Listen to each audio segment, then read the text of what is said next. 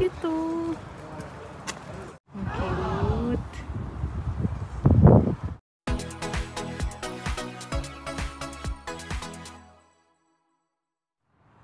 Ang cute.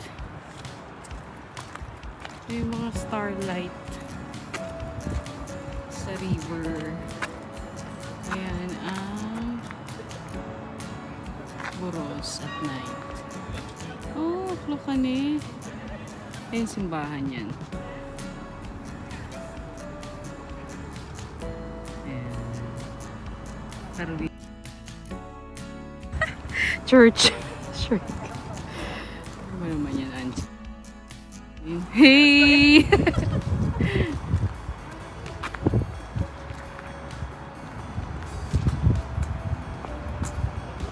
Ayan, Bisco Home.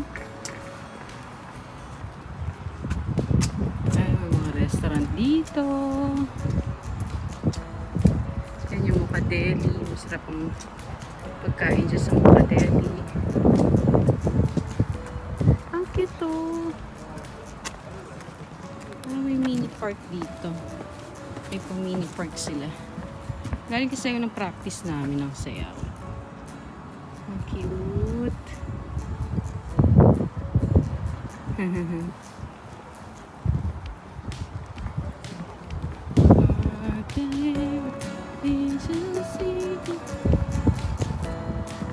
Yan, uwi na ako ng bahay. Galing kila Bernadette. Naglalakad lang ako para ma-exercise. Nasakit kasi ng tuhod ko.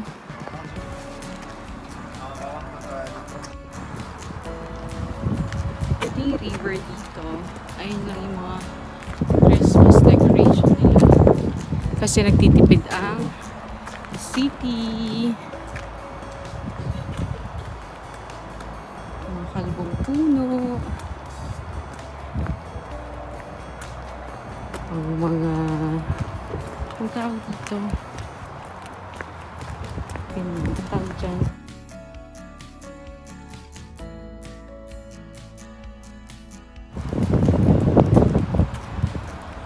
maraming restaurant dito pero konti lang yung bilihan ng mga damit or shopping boutique. Ano nga yung tawag nga din sa city namin, Boring City. Hindi Buro City, Boring City.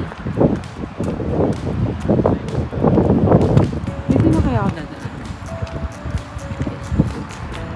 Hindi tayo dadaan. City Center, shopping center. Nakita nyo yan sa mga one of the vlogs ko. Dito ko tadaan sa kabila. Ay, yung Grand Hotel. Diyan ako nagtrabaho dati nung bago ako dito sa lugar na to. 3 years na ako nagtrabaho dyan. 2014 hanggang 2017.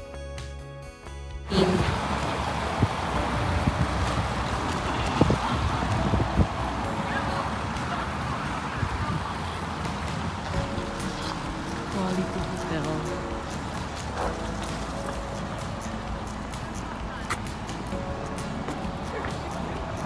Naglalakad lang ako dito sa bahay.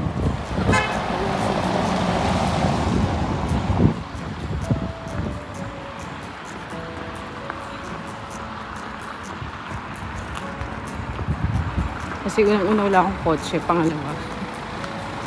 Hindi ako titipid, kaya lang mas may exercise ako kung maglalakad ako kaysa sasakay kasi ano naman eh, walkable naman. Anong tawag sa ganun? May term na reachable or something. Basta yun. Sa summer maganda dito eh. So turn off ko muna kasi malamig. Wala akong gloves. Okay. Bye! So ayan yung itsura ko.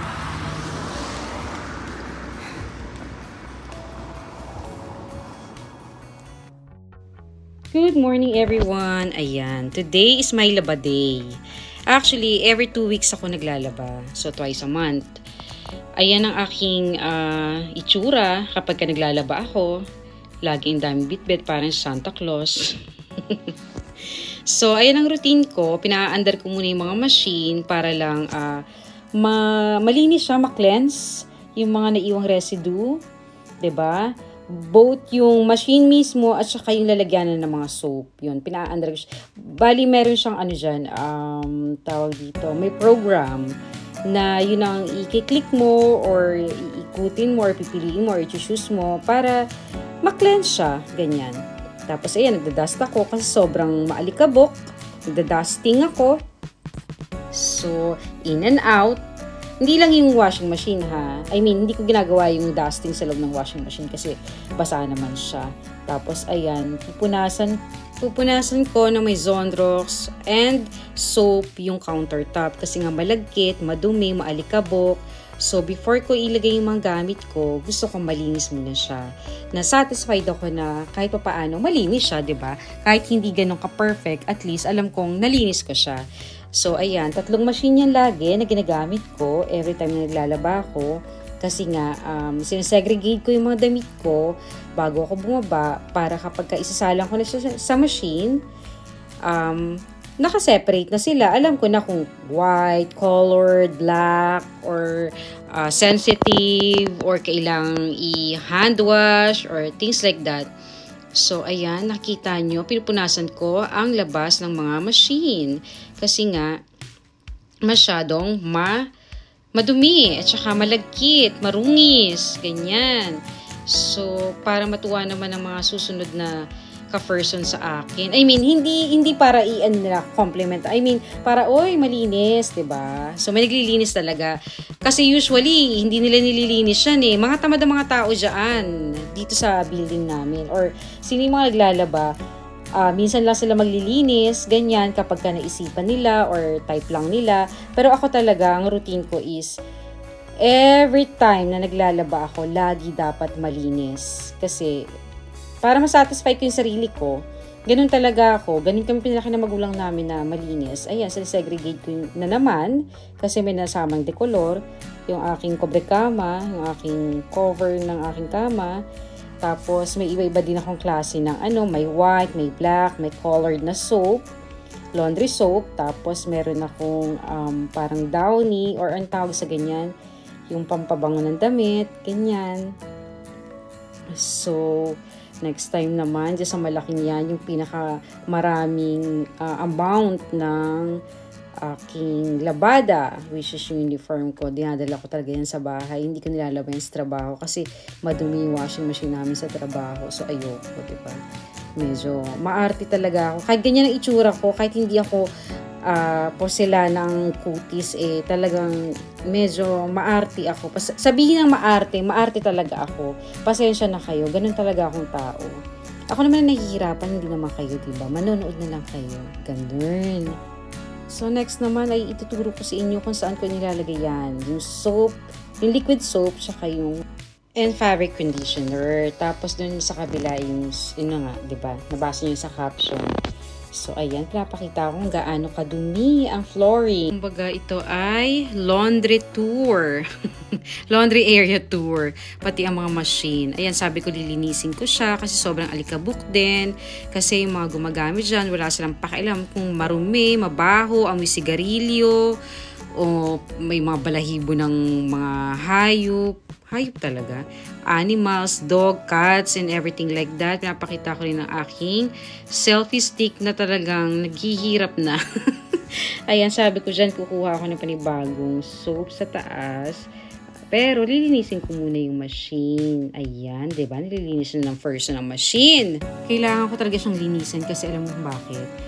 Yung mga naglalaba dito kasi may naninigarilyo, diba?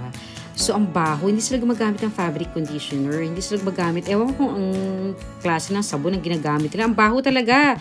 As in, alam mo yung parang natuyot na something na hindi naarawan, na hanginan, gano'n. So, gusto mo gano'n na maging amoy ng damit mo? Syempre, hindi, diba? So, kailangan talagang linis-linis tayo kung gusto natin ng matiwasay na at hindi tayo mangati or mapunta sa atin yung mga sakit-sakit nila sa balat. Alam mo yun ang iniiwasan ko. Kaya super linis ako every time na naglalaba ako or every time na maglalaba ako at ipapasok ko yung mga damit ko dyan sa mga machine na yan. Tapos, afterwards, kapag nakapaglaba na ako, kailangan plansyahin ko naman siya dito sa bahay. Kasi, gusto ko, masyado pa siyang mainitan or maluto yung mga microorganism na dumikit sa damit ko or something like that. Ganon. Kaya ganun ako medyo matikuloso. Ganyan. So, ang hirap ng pagdadaanan ko, kala nyo ba? Pero kung may sarili akong washing machine dito sa loob ng aking apartment, ay hindi ko gagawin yung mga ganyang bagay kasi bakit? Ako lang naman ang gagamit nun eh. So, sure ako na hindi ako magkakasakit sa balat, 'di ba?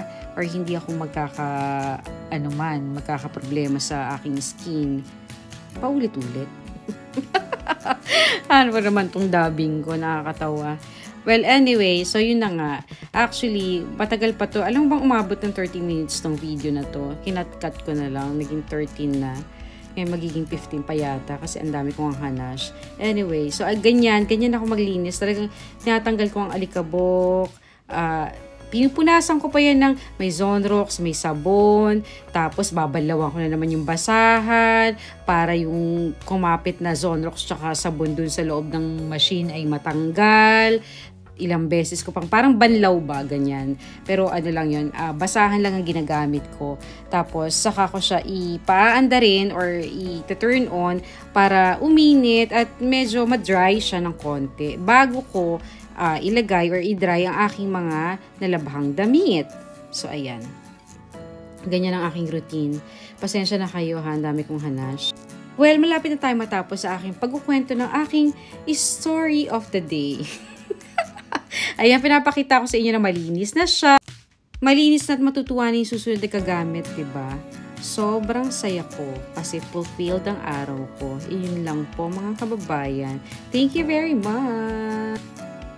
Ayan! Welcome back to me! Ayun, umakyat na ako dito sa bahay kasi diba tapos na ako maglaba. Ngayon naman nagbabayad naman ako ng mga bills. I'm paying my bills now.